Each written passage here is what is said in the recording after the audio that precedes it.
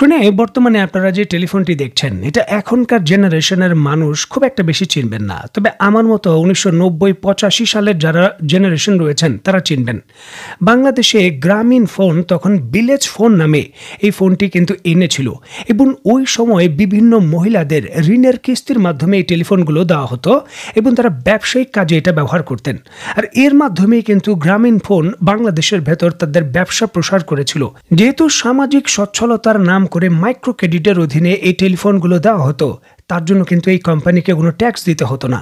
গ্রামীণ ফোনও দীর্ঘ সময় ধরে ট্যাক্সের আওতামুক্ত ছিল। বাংলাদেশ একটি দরিদ্র দেশ, এই দেশে কে টেলিফোন ব্যবহার করবে? তবে এই মাইক্রো ক্রেডিটের অধীনে এই ঋণের কিস্তির মাধ্যমে সেই টেলিফোন আনার প্রোগ্রাম বহু কিন্তু ব্যবসায়িক সফলতা পেয়েছিল এবং পশ্চিমা বিশ্ব বাংলাদেশ থেকে প্রচুর লাভও করে। এখন আসা যাক মূল বিষয়ে। এই জিনিসটা অনেকটাই এখন সুনিশ্চিত।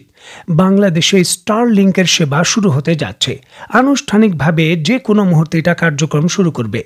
যদিও নিরাপত্তাজনিত প্রচুর আপত্তি রয়েছে, তবে তারপরও স্টারলিংক বাংলাদেশে সেবা শুরু করবে, এটা অনেকটা সুনিশ্চিত। এখন স্টারলিংক একটি ব্যয়বহুল সিস্টেম। আমাদের মাথায় টেনশন ছিল যে এত দামের জিনিস কে ক্রয় করবে, কে ব্যবহার করবে। ১৯৯০ সালের সেই ভিলেজ ফোনের মতো কে ক্রয় করবে, কে ব্যবহার করবে। এটার সমাধান এবং মার্কেটিং এর জন্য ইলন মাস্ক আমাদের প্রধান উপদেষ্টার যে গ্রামীণ কোম্পানি রয়েছে সেটাকে ব্যবহার করতে চাচ্ছে।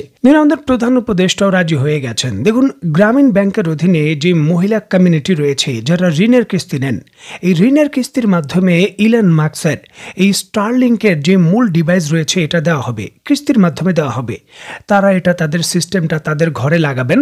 তারপর যে ইন্টারনেট সেবাটা আসবে সেটা তারা বিভিন্ন অন্যান্য ঘরে তারা সাপ্লাই দিবেন। 7 টাকা প্রতি মিনিট কস্টে আগে যে টেলিফোনটা ব্যবহারের সুযোগ দেওয়া হতো অনেকটা এরকম।